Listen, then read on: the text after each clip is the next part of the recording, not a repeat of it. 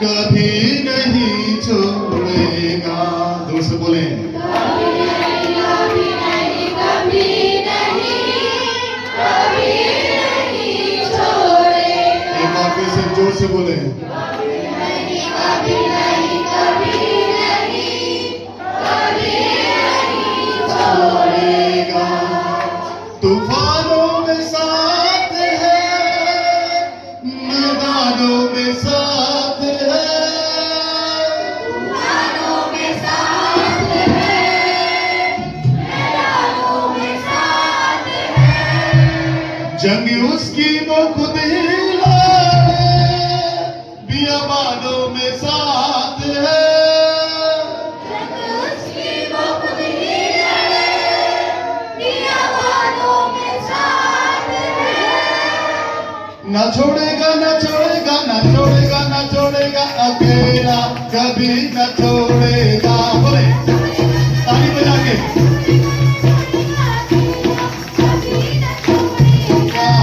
कभी नहीं, कभी नहीं, कभी नहीं, कभी नहीं छोड़ेगा, ना छोड़ेगा।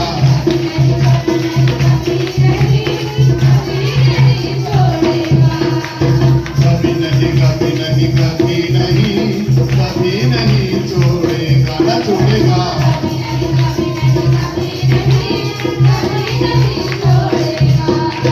कभी नहीं, कभी नहीं, कभी नहीं, कभी नहीं छोड़ेगा, ना छोड़ेगा। एक साथ आपके हाथ कमरे। कभी नहीं, कभी नहीं, कभी नहीं, कभी नहीं छोड़ेगा, ना छोड़ेगा।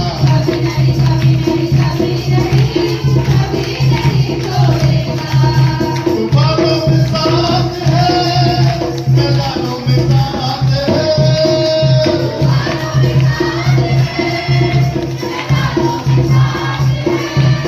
तूफानों में साथ है, मैदानों में साथ है।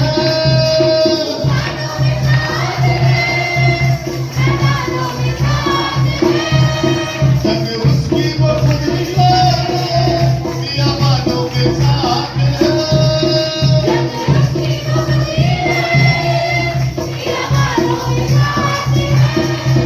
ना छोड़ेगा, ना छोड़ेगा, ना छोड़ेगा, ना छोड़ेगा, अकेला कभी न छोड़ेगा।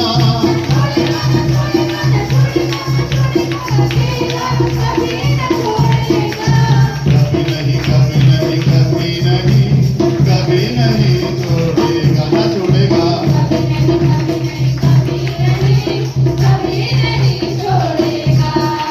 कभी नहीं, कभी नहीं, कभी नहीं, कभी नहीं छोड़ेगा। एक साथ बोले कभी नहीं, कभी नहीं, कभी नहीं, कभी नहीं छोड़ेगा।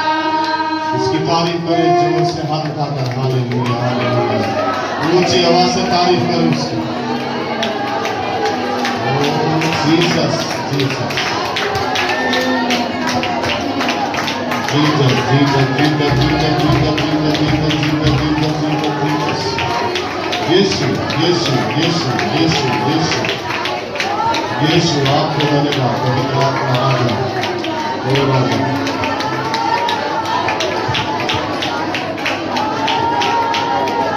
मुझे छू, मुझे छू, अपने हाथ में उठा लो, आंखें बंद करो। मुझे छू, मुझे छू, ए पागलू,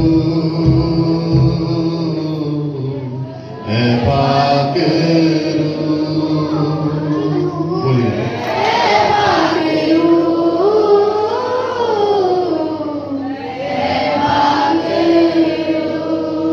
हाँ मुझे छू, मुझे छू, हाँ मुझे छू, मुझे छू, ए पागलू,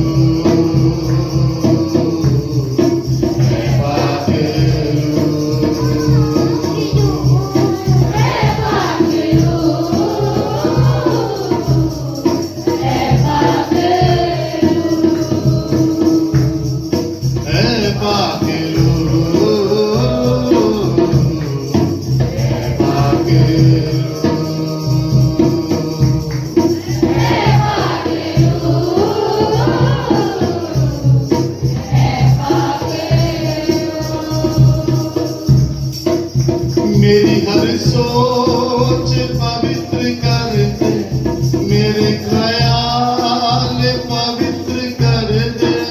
मेरी हर सोच पवित्र कर दे, मेरे ख्याल पवित्र कर सब मिलकर बोले, मेरी हर सोच पवित्र कर दे, मेरे ख्याल पवित्र कर दे। मेरी हर सोच पवित्र कर दे, मेरे ख्याल पवित्र कर दे। मेरी हर सोच पवित्र कर दे, मेरे ख्याल पवित्र कर दे। मेरी हर सोच पवित्र कर दे, मेरे ख्याल पवित्र कर दे। मेरी नजरों को पवित्र कर दे, मेरी जुबान पवित्र कर दे। मेरी नजरों को पवित्र कर दे, मेरी जुबान को पवित्र कर दे। मैं पापी हूँ, मैं पापी हूँ। बोले, मैं पापी हूँ, मैं पापी हूँ। आप मुझे छू, मुझे छू, आप मुझे छू। मुझे छू। मैं पापी हूँ, मैं पापी हूँ। मैं पापी हूँ,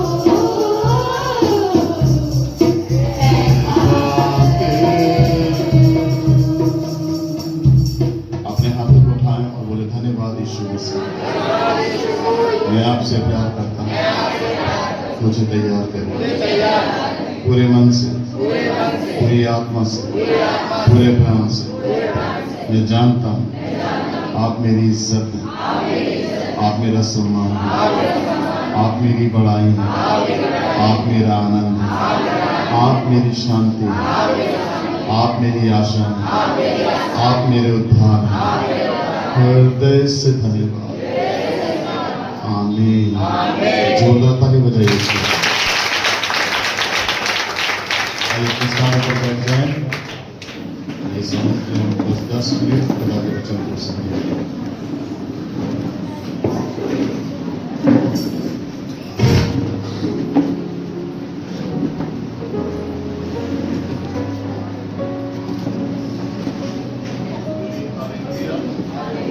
बोलिए हालेलुया।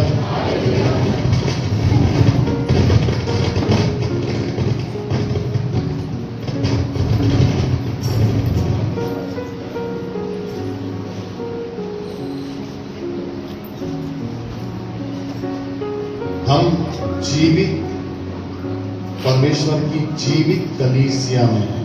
बोलिए आमीन। हम परमेश्वर की जीवित कलीसिया में हैं। बोलिए आमीन। हालेलुया। और आप ध्यान से समझें कि जीवित कलीसिया में परमेश्वर की चंगाई, क्योंकि जहां परमेश्वर जीवित है वहां मौत नहीं है। क्या नहीं है? जहां परमेश्वर है वहां बीमारी, जहां परमेश्वर है वहां दुष्ट आत्मा, जहां परमेश्वर है वहां जादू टोना, जहां परमेश्वर है वहां अंधेरा नहीं। लोग आते हैं, चंगे होते हैं, आशीषित होते हैं, छुटकारा पाते हैं। आमीन। जब लोग आते हैं शुरुआत में वो अपने आप को समझ नहीं पाते, क्योंकि वो दूसरी मानसिकता से आते हैं। जब वो वचन को सुनते हैं तब वे परमेश्वर की मानसिकता के अनुसार बनते हैं और परमेश्वर उनको चंगाई और छुटकारा देता है। आमीन। तो जीवित कलीसिया में परमेश्वर के काम होते हैं बड़े बड़े, और आप अपनी आंखों से देखते हैं, गवाही को सुनते हैं कि आप किसी मुर्दा कलीसिया में नहीं वरन जीवित कलीसिया में बैठे हैं। आमीन। इसको समझो आप। शैतान इस बात को अच्छे से जानता है कि आप जीवित कलीसिया में जाएंगे तो आप मुर्दे से जिंदा हो जाएंगे। आमीन। समझ गए? इसलिए शैतान क्या करता है, यहाँ पर जीवित कलीसिया में आने से लोगों को क्या करता है, रोकता है। शुक्रवार से प्लानिंग बनाता है वो लोगों को रोकने के लिए।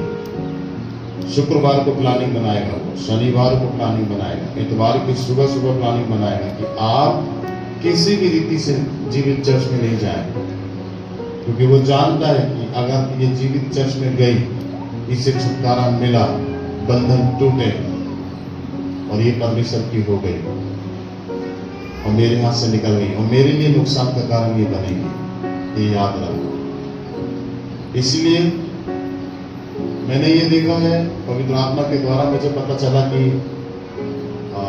पूरी कोशिश करता है तो बाहर से, घर से आपको यहाँ पर नहीं आने देता। पूरी ताकत लगाता है वो, अलग अलग प्रलोभन देता है आपको, लालच देता है, आपके अंदर चिंता को डालता है, आपके अंदर निराशा को डालता है, आपके अंदर बॉन्डेजेस, बंधनों को डालता है, आपके अंदर हर प्रकार की दिक्कत मुसीबतों को सामने खड़ा कर देता है और आप बोलते हैं ठीक है नहीं जाऊंगा मैं चर्च। बिल्कुल नहीं सुने उसकी। जितनी भी परेशानी है आपकी, सबको परमेश्वर के पास लेकर आए, क्योंकि आपने भेड़ों को कभी देखा है उनके कांधे पर बोझ रखा है किसी ने? भेड़े जैसे खच्चर है, घोड़ा है, गधा है, घोड़ा है, इन पे क्या रखते हैं? बोझ। हाथी है, क्या रखते हैं इन पे? बोझ। परंतु भेड़ों पर आपने देखा है बोझ रखते हैं? रखा जाता है बोझ? नहीं रखते। भेड़े किस काम के लिए? भेड़े ऊन देने के लिए, दूध देने के लिए और भीड़ पैदा करने के लिए। आप खच्चर नहीं हैं, आप गधे नहीं हैं, आप घोड़े नहीं हैं, आप हाथी नहीं हैं, आप भेड़ हैं, यीशु मसीह। और भेड़ को आपने कहीं देखा है? बताओ सच सच कि कोई ईंटें रख के, बोझ रखकर उसके ऊपर धो रहा हो? नहीं। अगर आपके ऊपर बोझ है तो वो है शैतान का,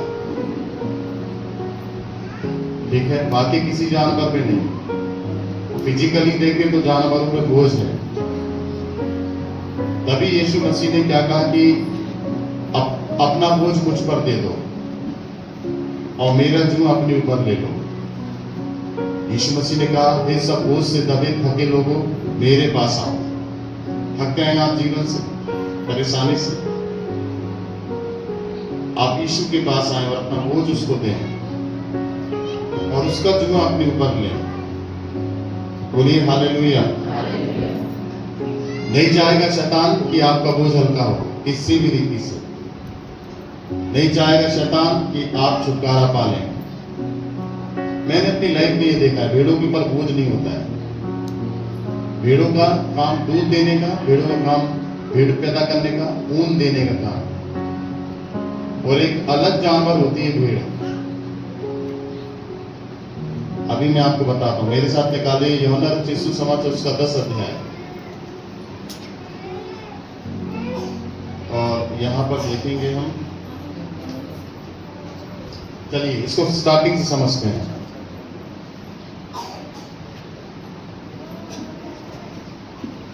बोलिए हालेलुया। देखिए यहां पर लिखा है 10 की पहली आयत, मैं तुमसे सच सच कहता हूं, यीशु मसीह ने कहा, मैं तुमसे सच सच कहता हूं कि जो कोई द्वार से भेड़शाला में प्रवेश नहीं करता परंतु किसी दूसरी ओर से चढ़ जाता है, वे चोर और डाकू है।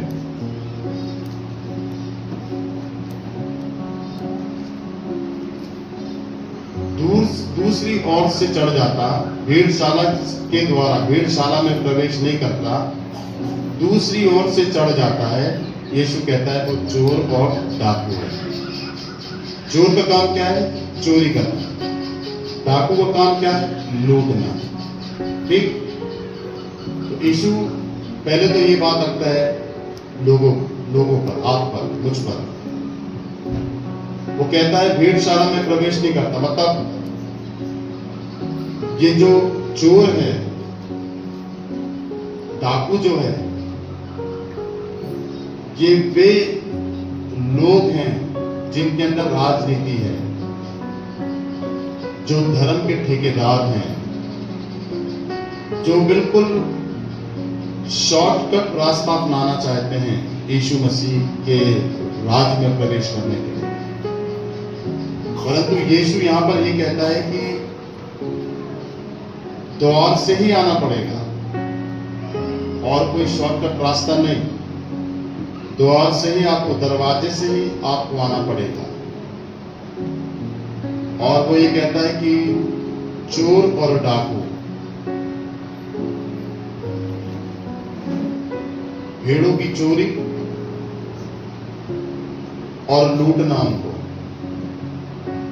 कहीं और से शॉर्टकट आकर उनके भेड़शाला को बर्बाद करना, ये उन लोगों का काम है जो बिल्कुल एक सही रीति से, जो रीति है परमेश्वर के वचन की, उस रीति से वो परमेश्वर के राज में प्रवेश करना नहीं चाहते, गलत रीति से परमेश्वर के राज में प्रवेश करना चाहते हैं। आगे देखो, परंतु जो द्वार से भीतर प्रवेश करता है, सुनो, जो द्वार से भीतर प्रवेश करता है वे भेड़ों का चरवाहा है। उसके लिए द्वारपाल द्वार खोल देता है और भेड़ें उसका शब्द सुनती और वह अपने भेड़ों को नाम लेकर बुलाता है और बाहर ले जाता। जब वह अपनी सब भेड़ों को बाहर निकाल चुकता है तो उसके आगे आगे चले और भेड़ें उसके पीछे पीछे हो लेती हैं, क्योंकि वे उसका शब्द पहचानती हैं, परंतु वे पराये के पीछे नहीं जाएंगी, परंतु उससे भागेंगी, क्योंकि वे पराये के शब्द को नहीं पहचानती। यहाँ पर भेड़ों की क्वालिटी है। तो यहाँ पर द्वारपाल जो है वो यीशु मसीह है। मसीह द्वारपाल कौन है? यीशु मसीह। क्या लिखा है बाइबल में कि मैंने तेरे लिए भविष्यवाणी की, मैंने तेरे लिए दुष्ट आत्मा को निकाला, और यीशु कहता मैं तुझे नहीं जानता। द्वार कौन है? जब 5 कुंवारी जो निर्बुद्धि थी अपनी मसालों को लेकर आती यीशु के पास, तो यीशु दरवाजा खोलता है, तो बोलता कौन हो तुम? बोलती प्रभु हम तेरी कुंवारियां हैं, तू हमें स्वीकार कर अपने राज्य में। 5 तो अंदर चली जाती हैं, परंतु फाटक में यीशु खड़ा रहता है, बोलता नहीं मैं तुम्हें नहीं जानता, और दरवाजा बंद कर देता। तो ये द्वारपाल और कोई नहीं है, यीशु मसीह है। बोलिए हालेलुया। और प्रकाशित वाक्य को यदि आप पढ़ें तो यीशु मसीह के हाथ में ही उस कुंजी को खोलने का अधिकार और उसके बंद करने का अधिकार है। आपकी लाइफ में आशीषों का, उद्धार और बरकतों का दरवाजा केवल यीशु मसीह ही खोल सकता है। यीशु मसीह के अलावा और कोई नहीं खोल सकता। बोलिए आमीन। परंतु आपको दरवाजे से प्रवेश करना है, मसीह को समझना है, मसीह में आना है, मसीह को जानना है, मसीह को ग्रहण करना है। दरवाजे की चौखट हमेशा ऊपर रहती है और आप नीचे से गुजरते हैं। मसीह के नीचे आपको आना है, यीशु मसीह के नजदीक, उसके नीचे आपको आना है। क्रूस को भी देखें तो वो ऊपर है और आप क्रूस के नीचे आते हैं। और यहाँ पर दरवाजे की बात कर रहे हैं तो दरवाजे की चौखट हमेशा ऊपर होती है और आप दरवाजे की चौखट के नीचे से निकलते हैं। तरीका है ये कि आपको प्रभु की निकटता में आना है। बोलिए हालेलुया। मैंने पिछले समय बृहस्पतिवार को क्या बताया था आपको? परमेश्वर क्या कहता है, मेरे निकट आओ तो मैं तुम्हारे निकट आऊंगा। क्या लिखा वचन में, मेरे निकट आओ तो मैं तुम्हारे निकट आऊंगा। भेड़ के बारे में जो शब्द बाइबल बता रहा है, यीशु मसीह हमें समझा रहा है, वो ये है कि भेड़ एक बिल्कुल सीधा जानवर है, उसमें कोई चालाकी नहीं। मैंने देखा कि जब भेड़ लाइन से चलती हैं तो एक चरवाहा आगे होता है, अगर वो खाई से गिरता है तो भेड़ें भी गिरती हैं। कभी भी भेड़ें जब चलती हैं तो आप देखो सीधे सीधे चलती हैं, आगे क्या हो रहा है भेड़ों को नहीं मालूम, क्योंकि वो नीचे मुंडी करके चलती है। ये क्रिश्चियनिटी है, ये क्रिश्चियन लोग ऐसे ही होते हैं। भेड़ों के अंदर जैसे चालाकी नहीं होती ना, ऐसी क्रिश्चियन लोगों के अंदर चालाकी नहीं होती। भेड़ें अधिकतर जब चलती हैं तो नीचे देखकर चलती हैं, और जो अगवा होता है वो उनके आगे आगे चलता है। तो अगर अगवा खाई में गिर गया तो भेड़ें जो पीछे आ रही है ना, वो भी खाई में गिर जाती है। कारण क्या है, अब अगवे के पीछे जो भेड़ चल रही है, देखो अगवा तो गिर गया, तो अब अगवे के पीछे वाली भेड़ को ध्यान रखना चाहिए ना कि अगवा गिर गया तो मुझे रुकना है। नहीं होता ऐसा, पीछे वाली भेड़ें धक्का देती हैं, तब सब के सब नीचे गिर जाते हैं। एक भीड़ की क्वालिटी है, बोलिए जोर से हालेलुया। और बकरे से भी परमेश्वर ने तुलना किया है, अगर हम वचन में देखेंगे भेड़ों को लेकर के। आज इस बात को समझाऊंगा, और विशेष आज बड़ी प्रार्थना ने मुझे कहा है कि जब मैं आपके लिए ले हैं प्रे करूं, अब इसमें मत चले जाना लालच में, वचन को समझो, क्योंकि आप भेड़े हैं। बोलिए आमीन। बोलिए जोर से, मैं यीशु मसीह की भेड़े हूं। जोर से बोलो।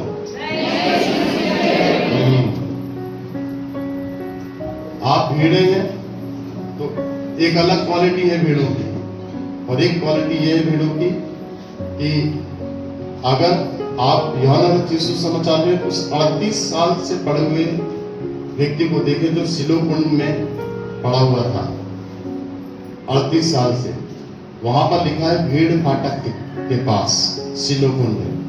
भेड़ फाटक के पास जो सिलो कुंड है, वहां पर जितनी भी बीमार भेड़ें हैं, जितनी भी लाचार भेड़ें हैं, तकलीफ से हैं, सब भेड़ों को वहां जमा करते हैं भेड़ फाटक में। और वो भेड़ें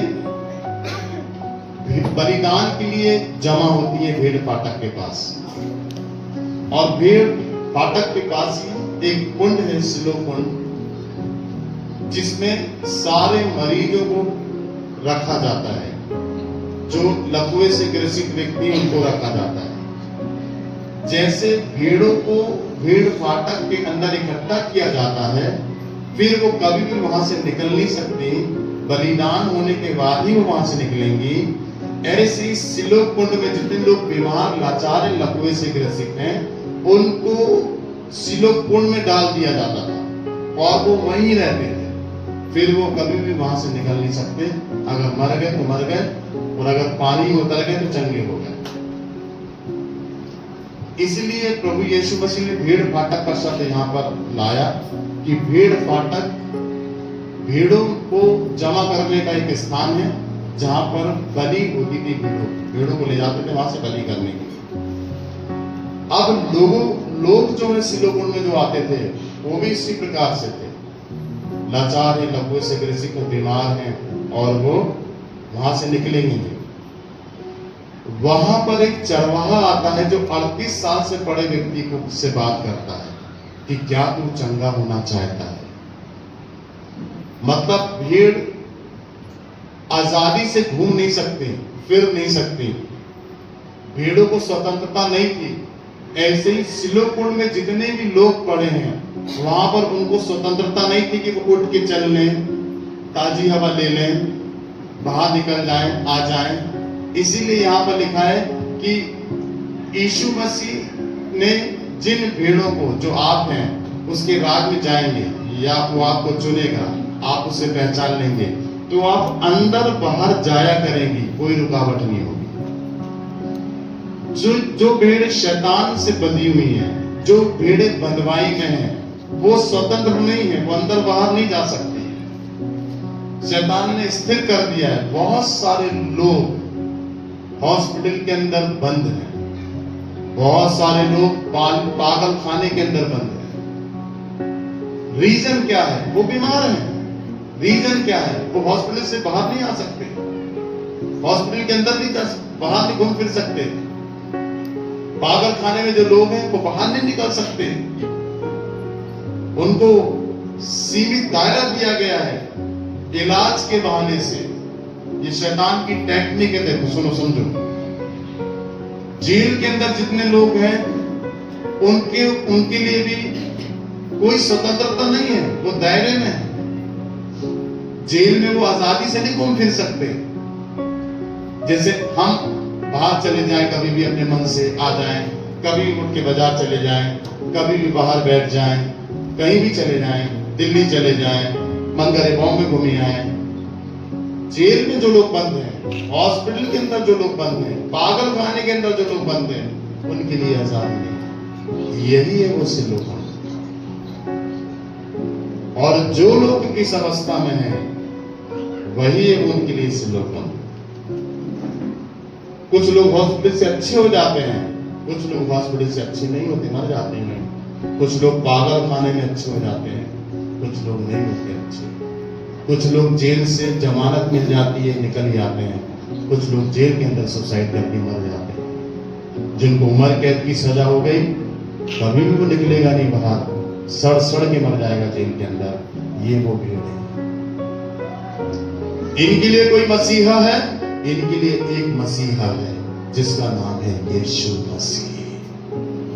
बोलिए हालेलुया। इनके लिए कोई मसीहा है। मैंने मेरे जबलपुर में पास्टर अभिषेक, उनकी बुलाहट जेल की है। केवल जेल में जाते हैं वो प्रचार करने के लिए। मैं भी जेल गया प्रचार करने के लिए, कैदियों से मिला मैं अंदर जेल के अंदर। 15 अगस्त के दिन ये जो आ रहा है, जब मैं प्रभु में आया तब मेरी पहली कॉलिंग थी कि मैं जेल में जाऊं और मैं जाकर कैदियों को प्रचार करूं। और मैं जेल में गया, कैदियों के साथ बैठा, मैंने उनकी आप सुनी, रहा नहीं गया मुझे। कुछ लोग ऐसे थे जो कभी नहीं छूटने वाले, कुछ लोग ऐसे थे 7 साल 6 साल के लिए अंदर थे, बुढ़े वो के निकले वहां से, पूरी जवानी बर्बाद हो गई। शैतान ने ऐसा गेम तैयार किया। तो ये भीड़ है, आप समझो। बोलिए हालेलुया। तो कोई आशा नहीं, परंतु उस पास्टर ने जेल में जाके सेविकाई की। बहुत सारे पास्टरों को परमेश्वर हॉस्पिटल भेजता है। बहुत सारे लोग पागल खाने के लिए प्रार्थना कर रहे हैं कि परमेश्वर का सुसमाचार जाए और लोग बचे।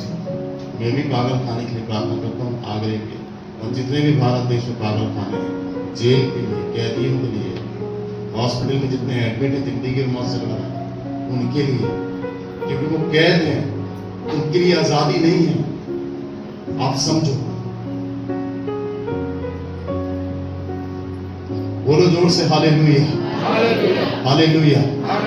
वो चोर और डाकू के अधिकार में है। चोर ने चुरा लिया, डाकू ने उन्हें लूट लिया हॉस्पिटल में। चोर ने उन्हें चुरा लिया, डाकू ने उन्हें लूट लिया। कहीं की नहीं रह गई भीड़ें, लोग कहीं के नहीं रहे, बर्बाद हो गए। पवित्र आत्मा आज मुझे कमरे के अंदर एक बात बता रहा और दिखा रहे हैं कि थोड़ा सा बताएं लोगों को। आज हम स्वतंत्र हैं, आज हम कहीं भी आ जा सकते हैं, क्योंकि ये स्वतंत्रता हमें कहां से मिली है? यीशु मसीह से। किससे मिली है? आप अपनी मर्जी से आज जी सकते हैं। क्या बोलता है यीशु मसीह? मेरी भेड़ें अंदर बाहर जाया करेंगी और चारा पाएंगी। आज हम अच्छे से चल फिर रहे हैं, घूम फिर रहे हैं, अच्छे से खाना हमें मिल रहा है कि नहीं? अच्छा वचन खुदा हमें दे रहा है। ये यीशु मसीह की रहमत है हमारे ऊपर। इसी अनुग्रह को हमारे जीवन से हमको जाने नहीं देना है। भीड़ फाटक, जब उसने देखा कि 38 साल से वो वहीं है और कितने साल जिएगा, 38 साल से वो ठीक नहीं हो पाया है। लकू की बीमारी से 38 साल से नहीं ठीक हो पाया, और सिलोगुण में कोई डाला भी नहीं उसको, क्योंकि वहां सब इसी प्रकार के लोग हैं। वहां कोई अच्छी बात नहीं थी, और भीड़ फाटक के अंदर भी कोई अच्छी भीड़ नहीं आती थी, और जितनी भी भीड़ें आती थी भीड़ फाटक के अंदर वो सब बलि के लिए जाती थी, उनका निकलना नामुमकिन, सिलोगुण से भी निकलना नामुमकिन। यीशु ने क्यों बोला अपनी खाट उठा और चल फिर। 38 साल से जितनी भी गंदगी तेरे यहाँ रहने से हुई, मक्खी भिनकी है, सबको साफ कर।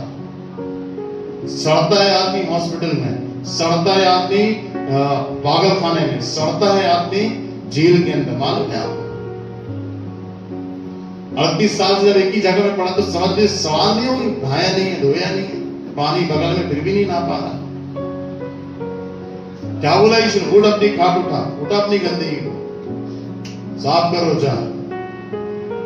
पूरी पलंग की बदबू को उठाया अपने कांधों पर, जिस बदबू ने उसको लेकर ले लो उसी को उठा लिया उसने, बोले जा, आजाद कर दिया यीशु ने। बोलिए जोर से हालेलुया, बोलिए हालेलुया। आज यीशु आपकी जिंदगी में है, आज यीशु आज लोगों की जिंदगी में है। एक खुशखबरी लेकर आया कि क्या तू चंगा होना चाहता है, क्या तू ठीक होना चाहता है। आज आदमी जेल में नहीं है, आज आदमी पागल खाने में नहीं है, आज आदमी हॉस्पिटल में नहीं है, पर फिर भी आदमी बंधवाई में है शैतान। वो इसी फिराक में है कि वो आपको जेल खाने में डाले, वो इसी फिराक में है, क्योंकि यीशु मसीह ने क्या कहा? शैतान इसी फिराक में रहता है, सुनना ध्यान से, कि कईयों को पकड़ के जेल खाने में डाले। अब आप जेल खाने में नहीं, आप पागल खाने में नहीं, आप हॉस्पिटल में नहीं है, ये उसको शुक्रिया अदा करें आप। और इस पर भी अगर आप नहीं समझ पाए कि आप स्वतंत्र घूम रहे हैं तो क्यों घूम रहे हैं। हो सकता है शैतान पकड़ ले आपको जेल खाने में डाल दे, हो सकता है आप हॉस्पिटल में एडमिट हो जाए, हो सकता है पागल खाने में चले जाए आप चिंता कर करके, परंतु प्रभु की छाया आपके ऊपर है। इस अनुग्रह को आप अपने जीवन से व्यर्थ नहीं जाने दें। जितना ज्यादा हो सके प्रभु के साथ चलें, प्रभु के साथ रहें, उसके पीछे पीछे उसके शब्द को सुने, उसके वचन को सुने और उसको पालन करें। हाथ उठाओ और जोर से बोलो आमीन, हालेलुया, हालेलुया। निकालो मेरे साथ मत्ती रचित सुसमाचार उसका 9 अध्याय 36 आयत को पढ़ो।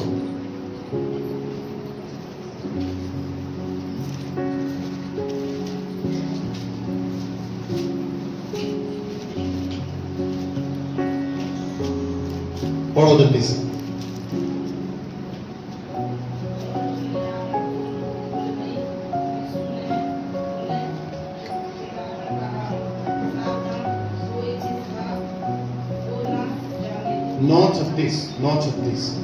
मत्ती 9:36। जब उसने भीड़ को देखा, तब जब उसने भीड़ को देखा, उसके लोगों पर तरस आया। नहीं, अच्छे से पढ़ो। जब उसने भीड़ को देखा, जब उसने भीड़ को देखा उसको लोगों पर तरस आया। तो उसको लोगों पर तरस आया। मालूम है किस लोगों पर तरस आए? उनका कोई चरवाहा नहीं।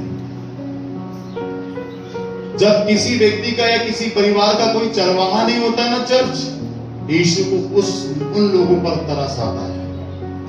आपका तो चरवाहा है, बोलिए मेरा तो चरवाहा है, बोलिए आमीन। जब यीशु ने भीड़ को देखा और कहा, जब भीड़ को देखा तो यीशु उसको तरस आया भीड़ को देखकर। आगे क्या लिखा है? आगे क्या लिखा है? तब उसने अपने चेलों से हाँ, भटके हुए से थे। तब उसने अपने चेलों से कहा, पके खेत तो बहुत हैं, पर मजदूर थोड़े हैं। इसलिए खेत के स्वामी से विनती करो कि वे अपने खेत काटने के लिए मजदूर भेजें। बोलिए हालेलुया, बोलिए प्रेज द लॉर्ड। तैयार तो है परंतु उनका कोई चरवाहा नहीं, काटने वाले किसान नहीं, चरवाहे नहीं। चेलों को कहता है प्रार्थना करो पिता से कि इनकी चरवाही करने के लिए कोई हो। बोलिए हालेलुया। चेले ही जैसे जो यीशु से सीखे वैसे ही ऐसे लोग हों, वैसे ही अगुवे हों जो मसीह से शिक्षा को लिए, मसीह के अधीन रहे, जीवन जिए। ऐसे लोगों से पिता से विनती करो कि ऐसे लोगों को दे इनकी चरवाही करे।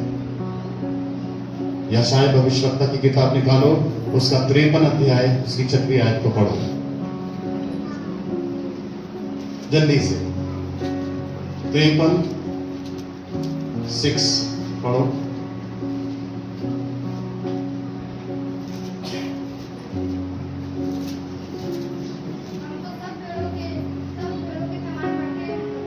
गलत पढ़ते, कोई और पढ़े अच्छे से।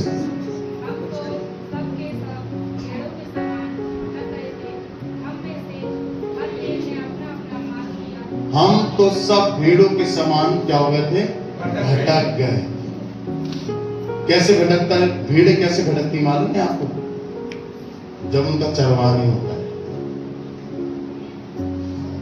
अगर आपके ऊपर कोई मेंटर नहीं होगा ना, आपके ऊपर कोई पास्टर नहीं होगा ना, आपको कोई गाइड करने वाला नहीं होगा ना, आप 100% भटकेंगे। आपको कोई समझाने वाला नहीं होगा ना, आपका पास्टर आपके साथ नहीं होगा ना, 100% आप भटकेंगे। दूसरा, भेड़ों को भटकने का कारण क्या है मालूम है आपको? भेड़िया भटका देता है उनको, भेड़ के रूप में आकर। शैतान क्या करता है? भेड़ों को क्या करता है? दूसरे रूप में भटका देता है। समझ रहे हैं? समझ रहे हैं कि नहीं? बोलिए हालेलुया। फिर से पढ़ो जोर से इसी को।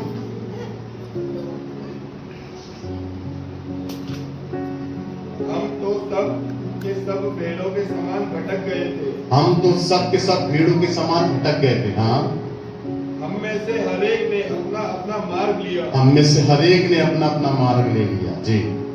और यहोवा ने हम सबों को के अधर्म का बोझ उसी पर लाद दिया। यहोवा ने हम सबों का अधर्म का बोझ किस पर लाद दिया? यीशु मसीह पर लाद दिया। क्योंकि हम भटके, हमें पाप आ गया, हमें अधर्म आ गया। अब एक करने के लिए सबसे पहले परमेश्वर पाप को दूर करेगा, फिर आपको अपने हाथों में लेगा, अपने करीब लेगा। ऐसा नहीं है कि आपको पाप दूर नहीं किया और आपको अपने पास रख लिया। आप उसके पास हैं, परंतु सबसे पहले वो आपके पापों को दूर करेगा। सब दर्शन विभाग में चेले थे, सब अलग अलग भटक गए, कोई एक तरफ नहीं गए कि सब एक ही तरफ है। तो सलाह बन जाए कि मसीह पकड़ा गया है, क्या करना चाहिए हमें, है ना?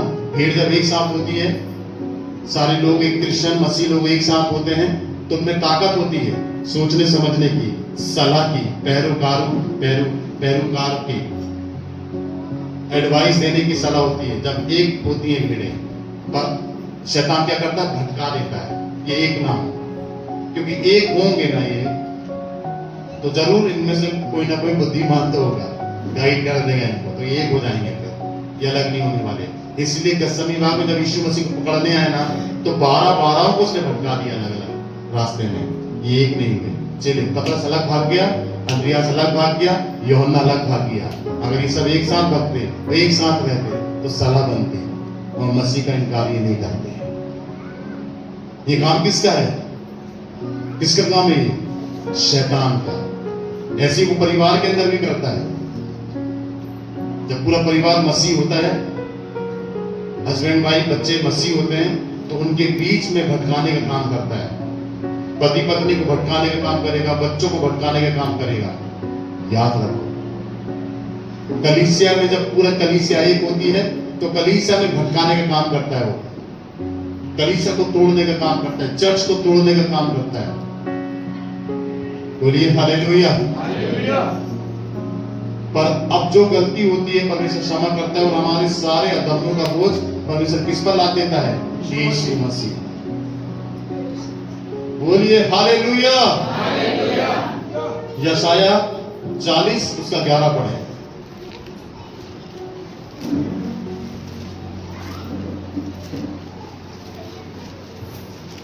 पढ़िए।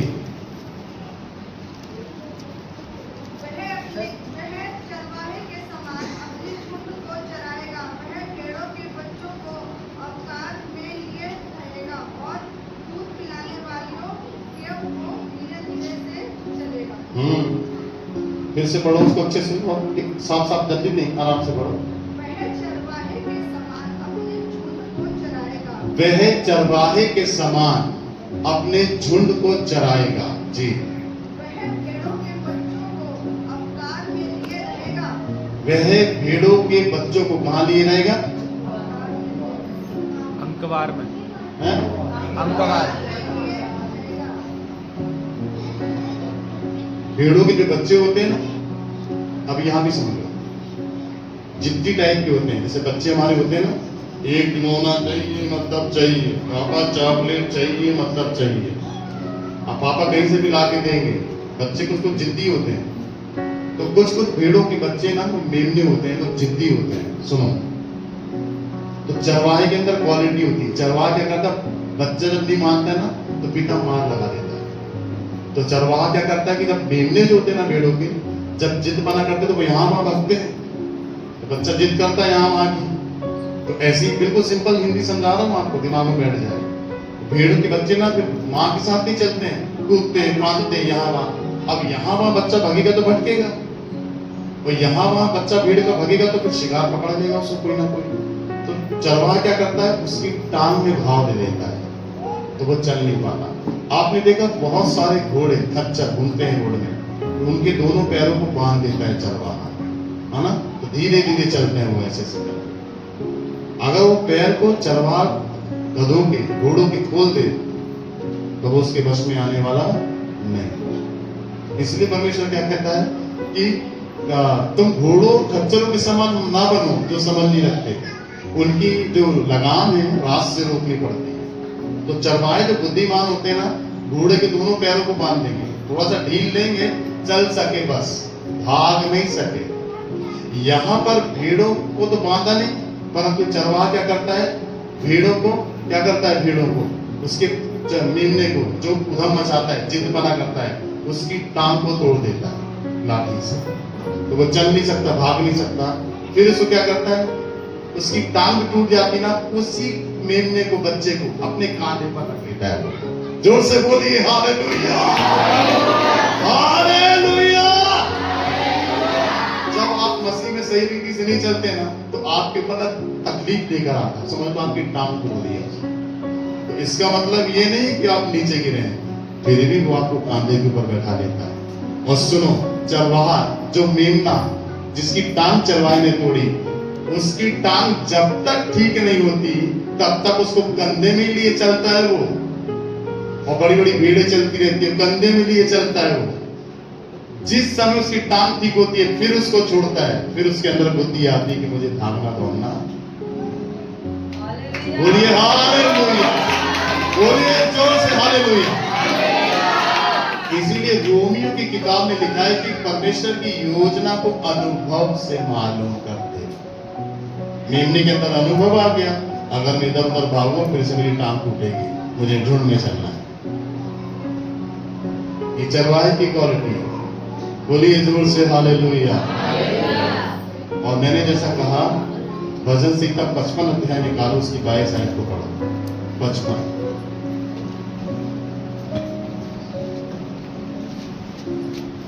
55 उसकी 22 पढ़ो जोर से। अपना बोझ यहोवा पर डाल दे, अपना बोझ यहोवा पर डाल दे, वह संभालेगा, वह धर्मी को कभी ना भटकने देगा। अच्छा, अपना बोझ यहोवा पर डाल दे, यहोवा पर डाल दे, वह तुझे संभालेगा, वह धर्मी को कभी टलने नहीं देगा। हाँ, धर्मी को कभी टलने नहीं देगा। मैंने क्या बोला, भेड़ बोझ उठाना देखा आपने कि कोई भेड़ के ऊपर ईटा रख के धो रहा हो? आपने सुना कभी बोरी धो रहा हो भेड़ के ऊपर? मैंने तो आज तक कहीं नहीं देखा।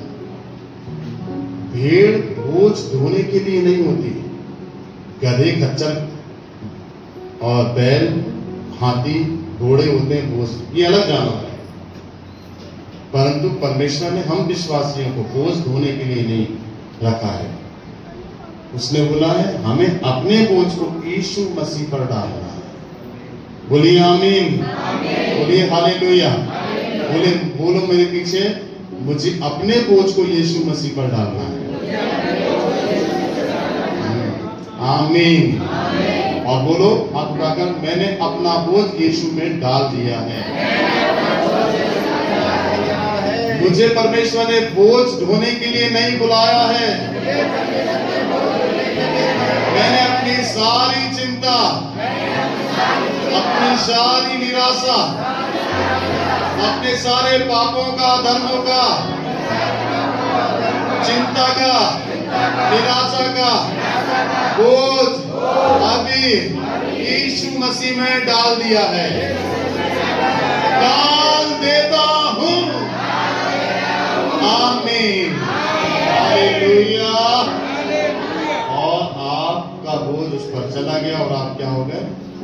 आजाद। इसीलिए वचन में लिखा है, मसीह ने अपनी स्वतंत्रता के लिए हमें स्वतंत्र किया, फिर से दासत्व के जुए में हम ना जुटे। बोलिए आमीन, बोलिए हालेलुया। इसीलिए बाइबल में क्या लिखा है? दाऊद कहता है ना, यहोवा मेरा चरवाहा है, मुझे कुछ घटी ना होगी। चलो बोलो एक साथ,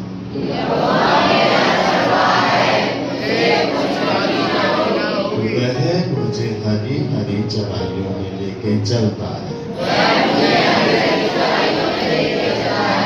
हरी हरी चराई का मतलब समझ, जहाँ पर हरी घास है, अच्छा खाना है और ताजा बहता हुआ पानी।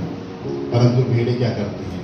देखो, जंगल में कई प्रकार के गड्ढे, नदी भी, तालाब भी, वो आपको साफ पानी पिलाएगा। उसको मालूम है साफ पानी कहाँ है, क्योंकि जहाँ पर चरवाहा भेड़ों को चराता है उस क्षेत्र का उसको पूरा आइडिया होता है। ठीक है, वो एक जगह बैठ जाता है, भेड़ें चलती रहती है, उसको पूरा आइडिया रहता है यहाँ भेड़ों को नुकसान नहीं है।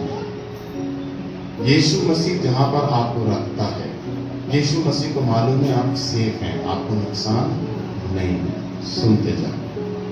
अब भेड़ें क्या करती हैं? जब प्यास लगता है ना, तो गड्ढे में जो पुराना पानी, गंदा पानी भरा रहता है ना, उसको जाके पीती हैं। उन्हें नहीं मालूम कि थोड़ा सा और आगे जाएंगे तो उनको नदी है, वहां से मिल जाएगा पानी। ये चरवाहा जानता है। सुनना ध्यान से। तो भेड़ें क्या करती हैं? वही गंदे पानी को पी लेती हैं। वो सोचती है कि यही पानी है, यही पीना है। पर यदि वो प्यासी है, इसलिए यीशु मसीह ने क्या कहा? जो प्यासा है मेरे पास है, जो प्यासा है मेरे पास है। तो भेड़ें जब प्यासी हो तो प्रभु के पास आए, तो प्रभु उनको फ्रेश पानी देगा। और अगर आप प्यासे हैं और प्रभु के पास नहीं आए तो आपको शैतान गंदा पानी पिलाएगा। तो क्या करते हैं? जब भेड़ें गंदा पानी पीती हैं तो बोलती हैं यही पानी, यही तो चरवाहा है, चरवाहा यही रहा है वो, परंतु पानी कहीं और रखा है उसने आपको पिलाने के लिए। आपको उसके पास आना है, वो तुम्हें लेकर जाएगा नदी के पास। तो क्या करती हैं? वो पानी पी लेती है। अब क्या करता है आदमी? पाप करता है, सोचता है यही है, अधर्म करता है, सोचता है यही है लाइफ। इस अधर्म से निकलकर और एक सुपीरियर लाइफ है जिसमें अधर्म और पाप नहीं है। एक आजादी की और शांति की जिंदगी है, एक छुटकारे की जिंदगी है, एक ऐसा पानी जिसको पी करके कभी वो प्यासा नहीं होगा, कभी भी दिक्कत उसके जीवन में नहीं आएगी। पर कुछ लोग, जो भेड़ें, कुछ भेड़ें यही तक है, बस यही तक, और उसी पाप में रहती है। वो पाप से निकलना चाहती नहीं है, उसी पानी को पीती है। यही लाइफ है, यही जीवन है। ध्यान से समझना है। आप बोलिए जोर से हालेलुया। परंतु हकीकत में लाइफ वो नहीं है जो आप सोच रहे हैं। आपके लिए परमेश्वर ने कुछ अलग रखा है। उसके पास आपको आना है, उसके पास निरंतर रहना है। वो जानेगा कि आप प्यासे हैं। जब आप पुकारेंगे तो वो सुनेगा आपके शब्दों को, पहचानेगा आप क्या मांग रहे हैं। इसीलिए यीशु मसीह ने क्या कहा? मैं जीवन का जल हूं, जो कोई मुझ में से पिएगा वो कभी प्यासा नहीं होगा। क्या कहा उस सामरी को? अगर तू परमेश्वर के वरदानों को जानती तो मुझसे जीवन का जल मांग और वो तुझे जीवन का जल देगा। तो वो सोची कि ये वाले पानी की बात कर रहा है जो घर में आया। नहीं, आत्मिक रीति से एक सेटिस्फेक्शन देना चाह रहा था यीशु, क्योंकि इसके अंदर आग बबूला था। आत्मिक रीति से बबूले फूल रहे थे, उसके अंदर घबराहट थी, उसके अंदर बेचैनी थी। इसलिए कई तरह की बात वो यीशु से करती है। यीशु कहता है परमेश्वर जो वरदान तुझे देने जा रहा है वो एक अलग वरदान है, तो कभी प्यासी नहीं होगी। और ध्यान रखो, यीशु जो जीवन का जल है, अगर उसमें से अगर आपने पी ली है तो ये जो प्यास है ये मायने नहीं है, आप अपनी लाइफ में संतुष्ट हो जाएंगे। पर आप संतुष्ट होना नहीं जानते, नहीं होना चाहते, क्योंकि आप देख रहे हैं मेरी लाइफ यही है कि मुझे कमाना है, खाना है, परिवार को पालना है, बच्चों के लिए पढ़ना है, बच्चों के लिए करना है, परिवार को बनाना है। ये लाइफ नहीं है। वो एक जिम्मेदारी जो आपको करना है, परंतु एक अलग रोल है खुदा का, खुदा ने आपके लिए रखा है, उस ऊपर उसमें आना है, जहाँ पर एक गड्ढे का पानी पुराना नहीं। ये तो पुरानी बातें हैं सब, बच्चों को पालन पोषण करना, व्यवस्था करना, ये सब पुराने हैं, परंतु ऊंचे में आना है आपको, जहां पर फ्रेश पानी, नदियां जो बह रही है। समझ गए? बोलिए हालेलुया, हालेलुया, बोलिए हालेलुया। इसलिए उसने क्या कहा कि यहोवा मेरा चरवाहा, मुझे कुछ घटी ना होगी, वह मुझे हरी हरी चराइयों में लेकर चलेगा। क्या चरवाहा बनाया आपने यीशु? नहीं बनाया, आप खुद अपने जीवन के चरवाहा, यीशु ने। और जब आप अपने जीवन के खुद चरवाहा हैं तो आप परेशान होंगे, क्योंकि आपको चरवाही नहीं मानेंगे कैसे करनी। अगर आप अपने सच्चे दिल से प्रभु को अपना चरवाहा बना लेंगे कि सारी जरूरत मेरी यीशु से होगी, मुझे फेथ है, मुझे विश्वास है, वो करेगा, वो करेगा। वो कहता है मुझे कुछ घटी नहीं होगी, मुझे हरी हराई चराइयों में लेकर चलता, सुखदाई झरने के पास मेरे जी में कहा जाता है। उसके सोते और उसकी लाठी से मुझे क्या मिलती है? शांति मिलती है। सोटे को क्या बोलते हैं मालूम है आपको? सोटे को, लाठी तो लकड़ी, लाठी, सोटे को क्या बोलते हैं? कोड़ा। दाऊद को दोनों पढ़ते थे, लाठी भी और कोड़े भी पढ़ते थे। क्या बोलता है? तेरे सोटे, तेरे कोड़े से और लाठी से वो ऐसा मारेगा, आपको दर्द नहीं होगा, शांति मिलेगी। बोलो आमीन। परंतु शैतान मारता है तो दर्द होता है। कौन मारता है? यूहन्ना रचित सुसमाचार उसका 1 अध्याय निकालो, उसकी 29 आयत को पढ़ो।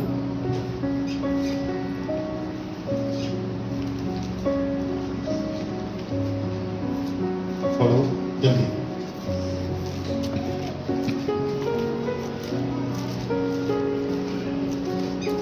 दूसरे दिन उसने यीशु को अपनी ओर आते देखकर कहा, देखो यह परमेश्वर का मेमना है जो जगत का पाप उठा ले जाता है। देखो ये परमेश्वर का मेमना है। मेमना, मेमना कौन है? यीशु।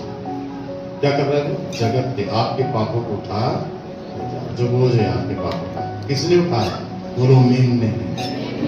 जोर से बोलो हालेलुया, बोलिए प्रेज द लॉर्ड।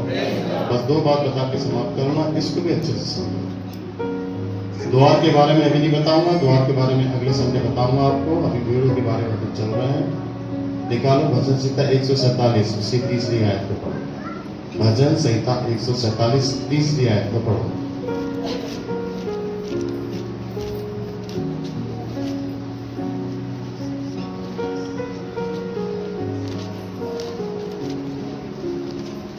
एक 147:3 पढ़ो। क्योंकि जो हमको बंदी बनाकर ले गए थे, उन्होंने वहां हमसे गीत गवाना चाहा और हमारे नहीं, भजन संहिता 147:3। वह खेदित मन वालों को चंगा करता है। वे खेदित मन वालों को चंगा करता है। अच्छा अब देखो, सुनो,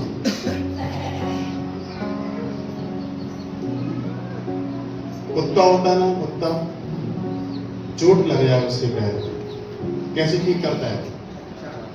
चाट चाट के ठीक कर लेता है कि नहीं? बाकी जानवर अपनी चोटों को ठीक कर लेते हैं। भीड़ के अगर लग जाए तो ना तो वो चाट के ठीक कर सकती है, ना किसी रीति से उसका घाव ठीक हो सकता है। उसका घाव केवल एक ही ठीक कर सकता है, उसका नाम कौन क्या है? यीशु। आपने देखा मैंने कभी नहीं देखा भेड़ को चाटते हुए अपने घाव को। घाव बना है तो बना ही है, वो अपने घाव को ठीक नहीं कर सकते। आंख का जो घाव है किसी भी प्रकार का है, कोई ठीक नहीं कर सकता उसको। इसलिए बाइबल में लिखा है, तेरे घाव की कोई औषधि नहीं। किसने पढ़ा है? Very good. तेरे घाव की कोई औषधि नहीं, तेरे घाव की कोई दवाई नहीं। इसलिए देखिए, कनानी स्त्री आई, वो जब चेलों ने बोला, यीशु ने डांटा, नहीं करेगा चंगा, वो अपनी भेड़ों के पास आया है। इजराइल की कोई भी भेड़ों के अलावा किसी के पास नहीं भेजा गया।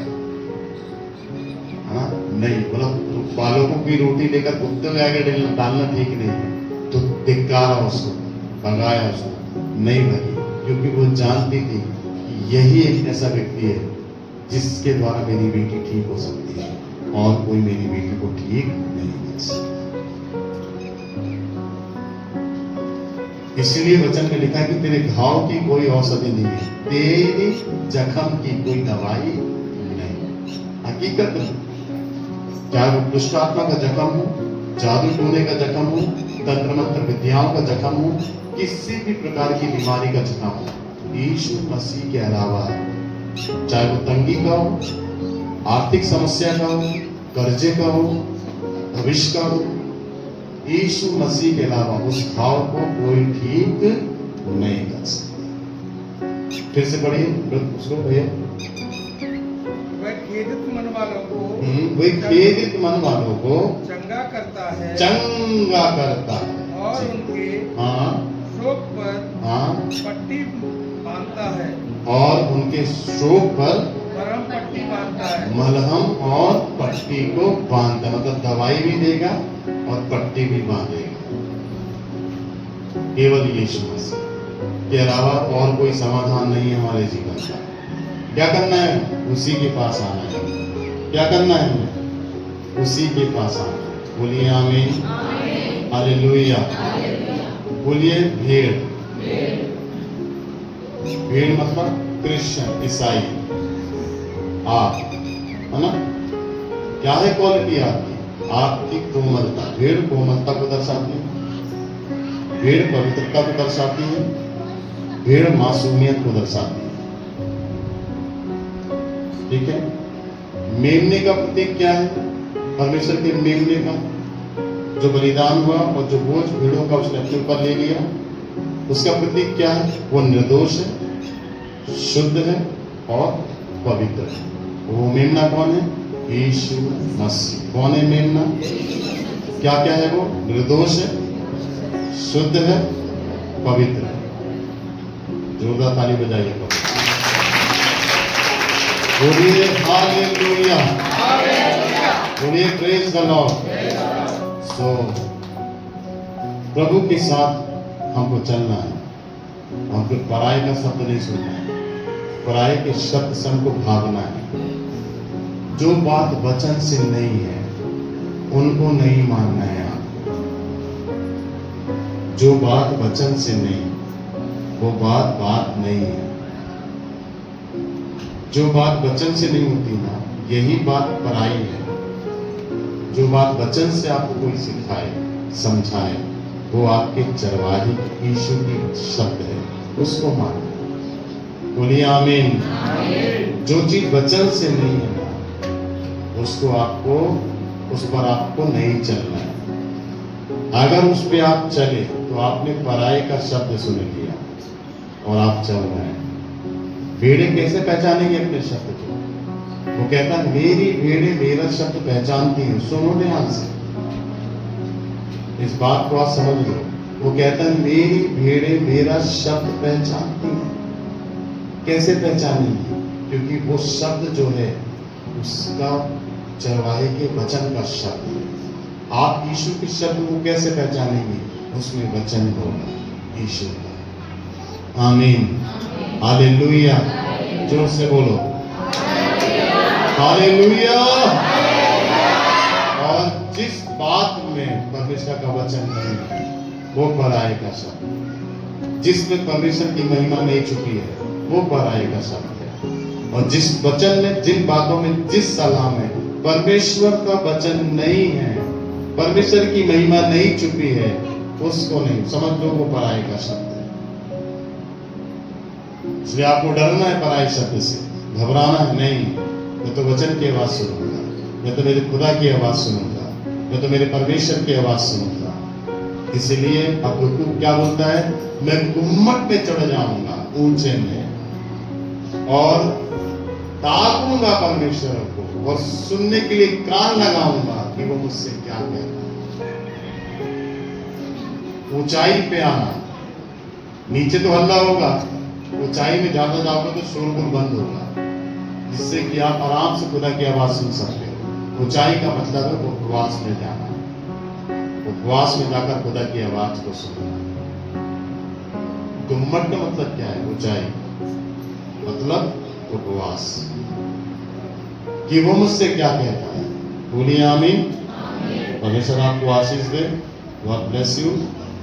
तैयारी रखें, धीरे धीरे थोड़ा थोड़ा समझाऊंगा, ज्यादा नहीं, क्योंकि भेड़ों के विषय में बहुत सारी बातें हैं और बहुत सारी क्वालिटीज हैं जो मैं आपको बताऊंगा।